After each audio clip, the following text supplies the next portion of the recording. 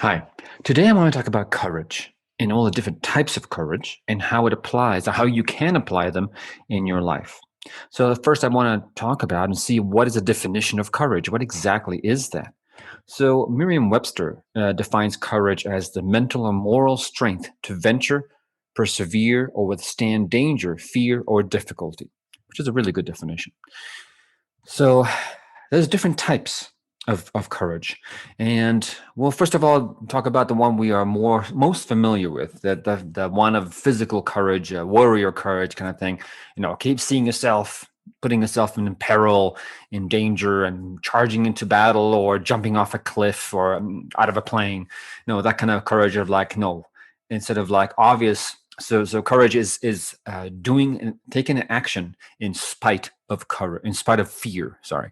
So doing that is like there's a fear of your imminent danger, of imminent things. So that's the one we most familiar with, of taking real courage, a big step to your to keep yourself from doing that. And also the courage of like doing things that require a lot of perseverance, a lot of endurance and physical hardship.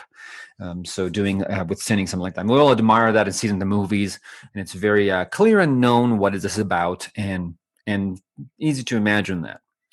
Now, there's a few more types of courage that are more important and are more applied towards you. These are things that happen once in a while. They're not something that happens in your daily life. So I want to apply and talk about different types of courage now that you can utilize more in your daily life. Now, what's the real issue here, first of all? The first and biggest issue is there's fear. There's fear of, in whatever types of courage or situation, there's fear of, again, imminent danger, threat to yourself, shame, guilt, fear of conflict. So there's all different types of fear that can stand in your way of doing what you feel is the right thing to do. So there's obviously what's called moral courage. So that is doing the right thing, even if it's uncomfortable or unpopular. Now, that is obviously, we have great examples of that. It's very admired. For example, standing up to evil tyrants and doing what's right, and different things like that. And that is something very admired and very rarely done. So that is something that is important to know. We all know that this is something to aspire towards, but it is something that is very uncomfortable, because it is sometimes in the threat of livelihood, of your livelihood, of your life, and could be a threat to your reputation, to what people will think of you. But standing to what's right is something that a lot of people, at the moment that it happens, have a hard time doing that. And that is something that we need to work on. So let's talk about a few more types of courage, like the social courage, to be yourself unapologetically, to have that type of, again, courage, against, in spite of the fear of being ridiculed, being shamed, being ostracized, rejected, all really deep fears that we hold inside, and still doing what is you. Being yourself in public. Again, I'm not talking about being a jerk or being unpleasant. So like, oh, this is the way I am. That's not what I'm talking about. It's not about being hurtful, or like there's a basic rule of do as you please, but do no harm. If you harm others, if you harm yourself, that's not the right thing. You're not doing it the right way. So it's about really being yourself, being acknowledging who you are in a social settings, and not allowing yourself to be not who you are, to say the wrong things, that just to please others, and that kind of stuff. That takes social courage, and that obviously is more of you can talk about even in any relationship with loved ones, family, friends. It's being that yourself, being self, or like, no, that's not okay with me. That kind of stuff. So that takes the courage, that kind of a courage, which is, again, something that we encounter more on the daily basis. And it seemed like, there's a smaller risk involved generally, but we know that there's a longer consequence risk of doing something that will upset others or will cause rejection or conflict. And we all tend to avoid those things because we don't want that. However, it is a type of courage. So it's in spite of your fear of that happening, or the unknown, or the uncertainty that might come with it, is being in your center, being courageous to be yourself and to have the boundaries and stand for those boundaries in a healthy way. So that's the social courage. I want to also talk about emotional courage. No, feeling all your emotions, positive or negative, without guilt or attachments. And beyond that, you can see that, very easy to see, like men, very powerful men doing the physical courage, the warrior courage, and they do really well at that. Very easy for them. But see them talk about their emotions. Ooh, that rarely happens. That's a different kind of courage. That's a courage of being vulnerable. But there's something about importance about the courage of being vulnerable, because it gives you the power of like your authenticity, of showing and dealing with your emotions, because that is one of the things that I see in my work as something that rarely happens in a deep way, and it needs to be a constant work on dealing. What is it I'm feeling right now? What is it that's happening within me right now? So the awareness of it and the courage to allow yourself to feel it, because a lot of us really tend to not want to feel unpleasant emotions that are negative in nature.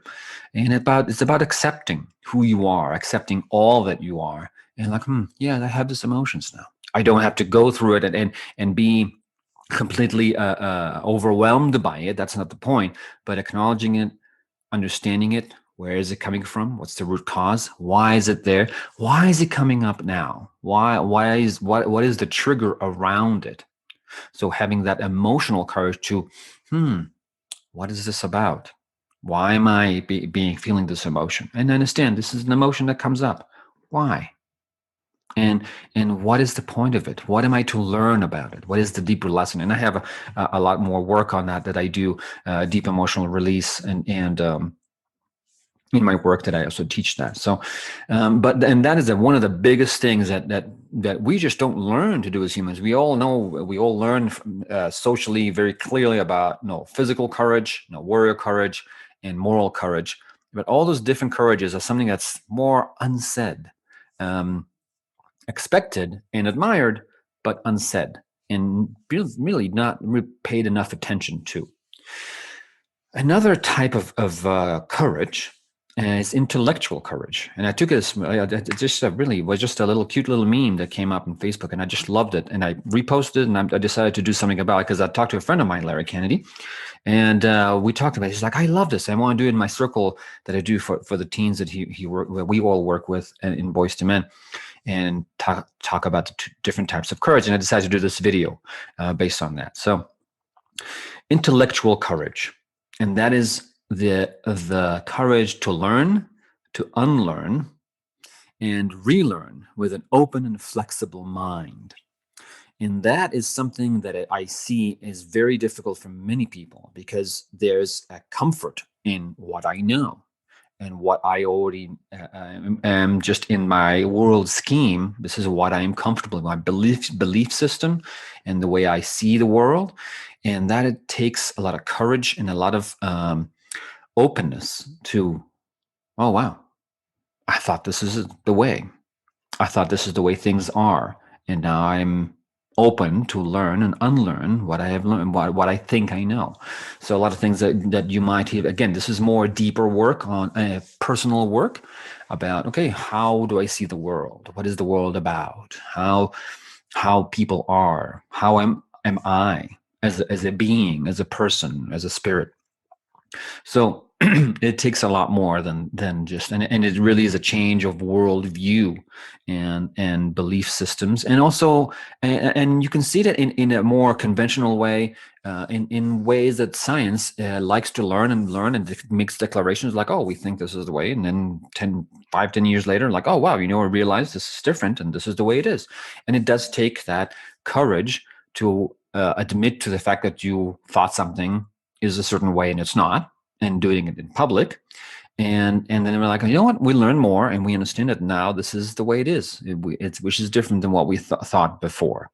So this is also a constant process, and a constant process of refinement. of belief system. And I see that a lot also in more kind of, you can say, how people are awakening now and moving into their ascension. And they sometimes grasp into certain ideas and become obsessed with it, and realize this needs to be also a lot of balance. And we all fell for it. And sometimes we're like, oh my God, this is great. This is the way. And no, it's not necessarily the only way. There's balance, there's perspective that grows with time and experience. And it's like, in recognition, like, this was not the only way.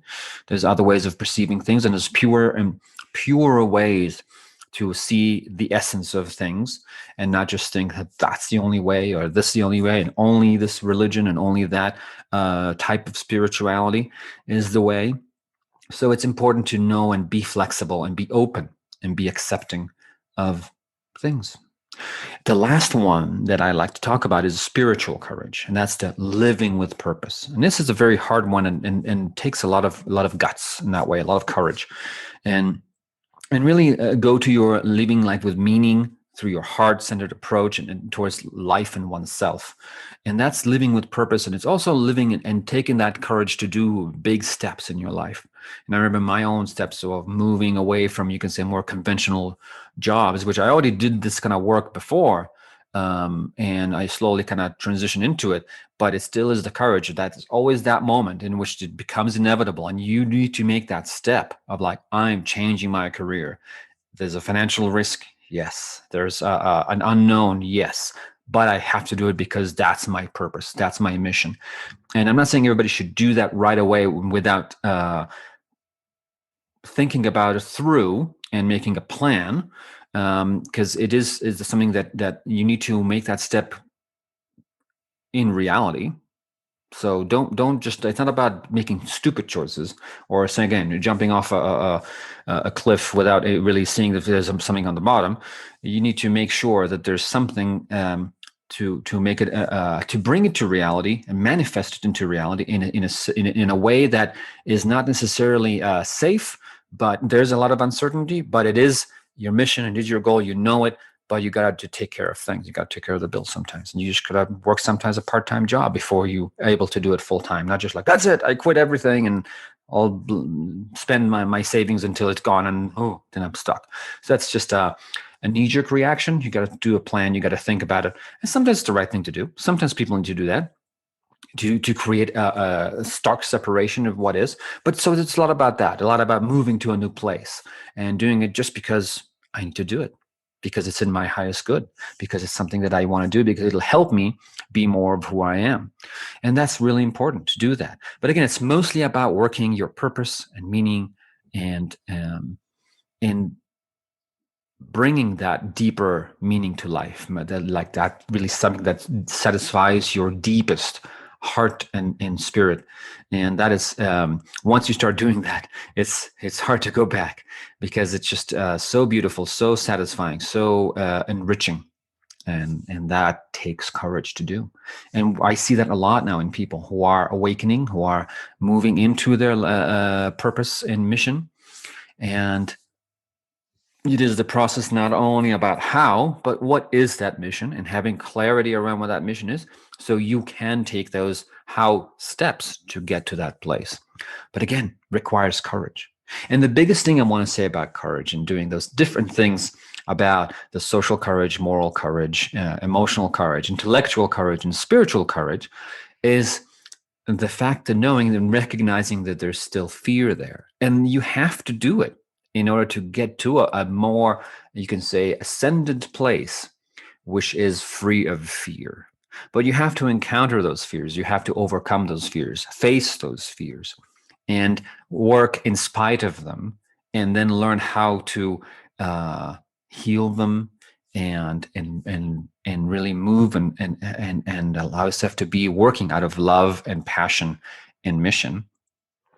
And then you reach that place in which you simply operate free of fear.